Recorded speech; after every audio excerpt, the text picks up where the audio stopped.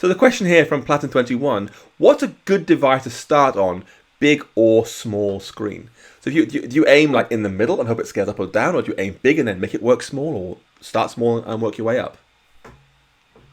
I think it probably depends on what device you expect most of your users to be using.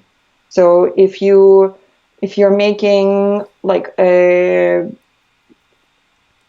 you're making an app that's supposed to be for like, let's say Snapchat, if you're making Snapchat, I would imagine the demographic that uses Snapchat, they're often all about technology. They understand how Snapchat works. So they might be more ahead of other people in terms of upgrading. I don't know. I'm just imagining that maybe that's the kind of user that use Snapchat. So they upgrade their device more. So they might be using the newest thing. So then you would think, okay, I need to target a device that most of these users will be using.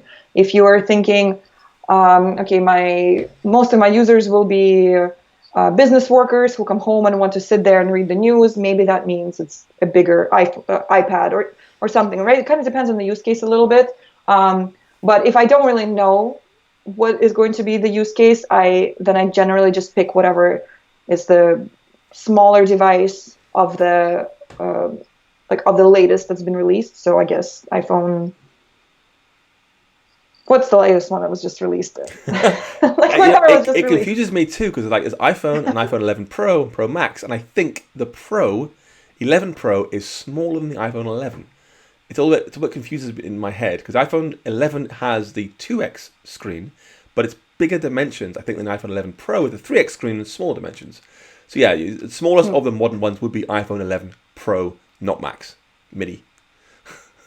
Yeah, so whatever the average, the most recent one was, so I usually start with one of those, but then before merging the feature, I make sure to test it on like every screen size that I expect. And some devices have a notch, some devices don't have a notch, some devices support split screen, some devices are just much smaller. So it's not like I don't just make it for one device and then kind of work my way towards achieving adaptivity. I work on a feature by feature basis as I go along. Right.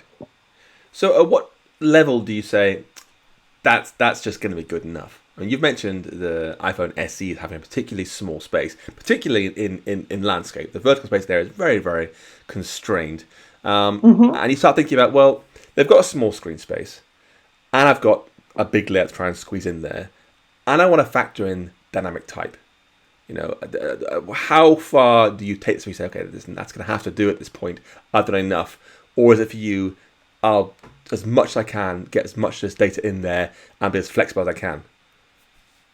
Again, I think it really depends on if you know what your users are going to be using your app on, or like if you look at something like iPhone SE, I believe that came out in, was it 2016?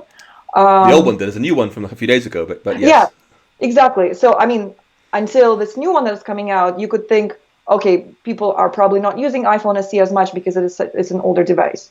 Now that there's a new one coming out, okay, then you probably should focus a little bit on what it's going to look like. It's going to be the new shiny, so people are going to start buying it. So it's important that your app looks good on this brand new phone.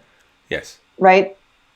But so I guess at that point, you might as well optimize it for this device as well and make sure your app looks great at every configuration.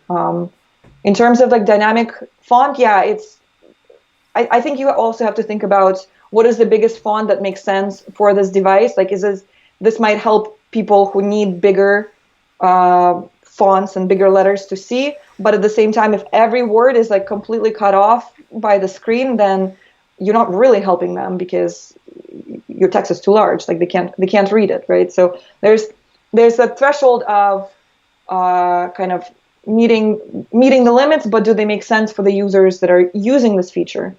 Right. And that last point I think is often overlooked because folks feel like they want to be able to drag that dynamic type slider to the top and the app will still work. That's what they think in their heads. But that's extraordinarily hard to do. And it's really worth taking the time to look at Apple's own stuff. Navigation bar titles, app icon text, and so forth. Doesn't just carry on growing and growing and growing. They say, okay, this is the biggest we can possibly handle.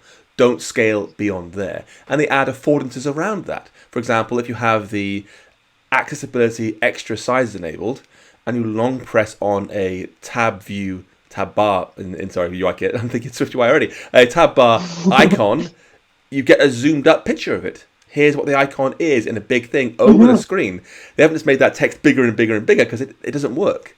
So they've thought about what's the biggest sensible size we can handle, and then find other affordances around that are more useful, rather than sort of wrapping 4 letters per line, which would be a really bad user experience. Yeah, exactly. Actually, that's a really good point about looking at what Apple does. So they already have people who solve these issues for us. And if you just look at some good system apps, for example, Music is an amazing app. So if you just look at what they do, but there are a lot of examples in, I think often when I'm making something, I think about okay, this is actually kind of like the news app. I've seen some elements there. Why don't I check out what they did? This is kind of like the store app. I will look how they handle this use case. People have already solved this issue in a way that makes sense for this platform. So why not check out how they did it and apply sort of similar approaches? Yes,